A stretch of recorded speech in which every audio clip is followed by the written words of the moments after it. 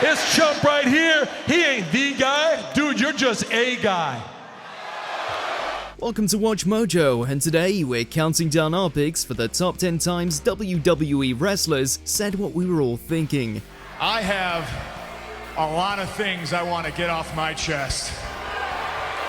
For this list, we'll be looking at moments when WWE Superstars acknowledged us for a change by calling out something fans either discussed or criticized at one point or another. Number 10, Monday Night Raw in 2018 sucks.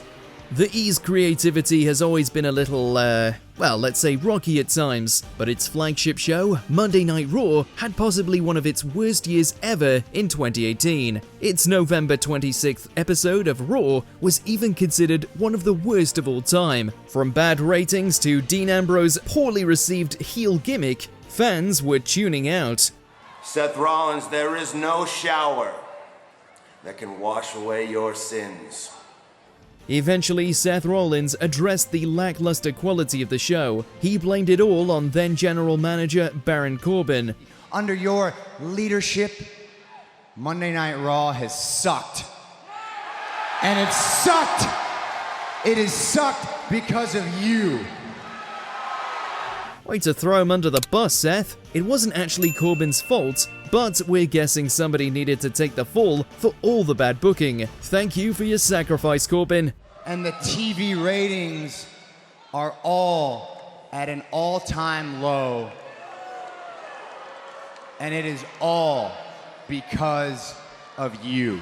Number 9. Should it have been you, Dolph?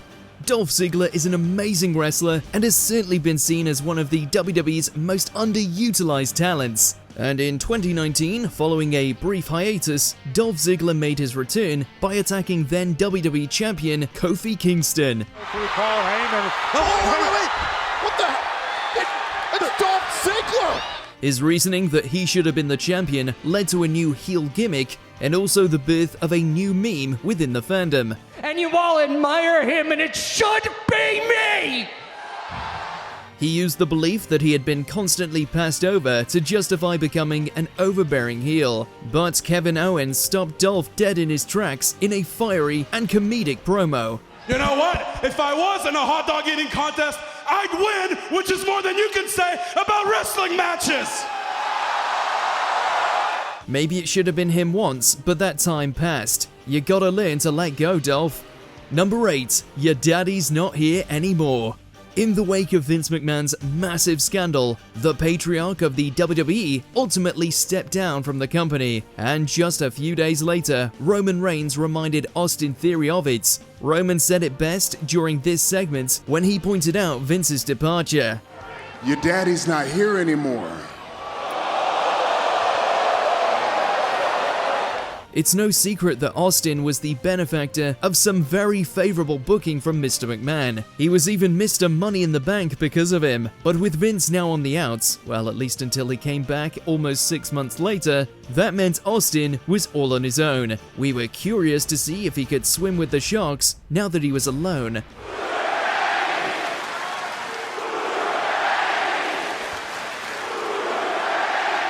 Number 7. More Than Politics and Part-Timers. Seth Rollins cut a great promo on Raw explaining the significance of the new World Heavyweight Championship that was unveiled that very same night in April of 2023. During it, he also threw shade at his former Shield stablemate Roman Reigns, which really fired up the crowd.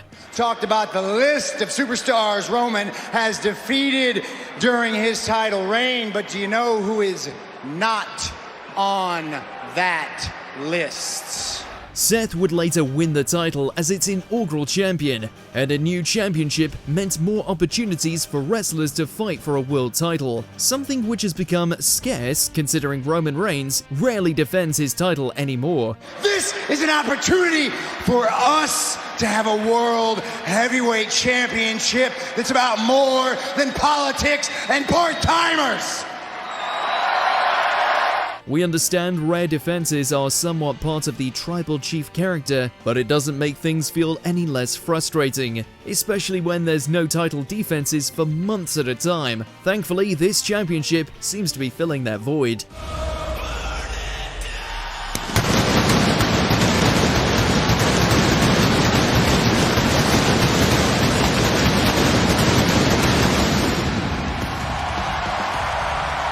Number 6. Vince buries the what chants. What? Vince McMahon has been a very polarizing figure in WWE, but one of the things that fans can agree with Vince on is that the what chants are not great. It's a loud distraction if anything. On that weekend, Brett and I didn't have a word. Sure, it might be fitting whenever Stone Cold, the innovator of the what chant, is on the screen, but that's the exception, not the rule. Like Vince pointed out, the chants can be stupid. Then next week, in spite of your insidious and stupid whats, thank you. They derail the momentum from a segment and frustrate both wrestlers and fans trying to get immersed in the promo or match. Please remember to always chant responsibly. If you're an imbecile and you're from Hartford, you'll say, that's my point. Number 5. Aren't you Jamaican? There was some trouble in paradise for Kofi Kingston when DX caught wind of a certain ruse of his. When he first debuted in WWE, Kofi had a strong Jamaican accent as part of his gimmick. Energy's moving off this guy. Ooh, ooh. What the hell? What was that? But the thing is, Kofi's from Ghana, not Jamaica. Over time, his fake accent was dropped, but it didn't go unnoticed by DX and the fans. We've got to come together and get on the same page, because if we don't, it's going to be bad news for all of us. Triple H and Shawn Michaels pointed this out in a hilarious segment on Raw. Aren't you supposed to be Jamaican? What happened to your accent? We sincerely wish Kofi's original Jamaican accent the best in all its future endeavors. Number 4. Daniel Bryan wants better security. Why is it so hard to find some decent help these days? On an episode of Talking Smack, Daniel Bryan went into a humorous tangent about a critical flaw with the WWE. Every time we ban somebody from ringside or we ban somebody from the arena, they always show up. The flaw? Well, how come security is so bad at their jobs? Bryan pointed out that every time someone gets banned from ringside, they always find a way to sneakily get back in. We are a billion-dollar company. Yes, I agree with you. Is security taking naps? Okay, it's not necessarily the most serious of problems, and fans typically just brush it off. But Daniel Bryan makes a point. We guess suspension of disbelief can only go so far. We need better alerters and we need better security. Number 3. John Cena buries Austin Theory. When Cena returned to the WWE on the March 6, 2023 episode of Raw, he was called out by Austin Theory. Theory wanted a match with him, but initially Cena refused. The segment quickly turned from building towards a WrestleMania match to Cena just laying into Theory. I would so much rather be bald than have them pipe in fake crowd noise for my matches because nobody cares. This wasn't just a burial, it was a verbal annihilation. He called Theory a lot of things, but a focal point was that he was just another guy who the audience didn't care about. And folks, where's the lie? I may not care about you, but I'll never give up on them.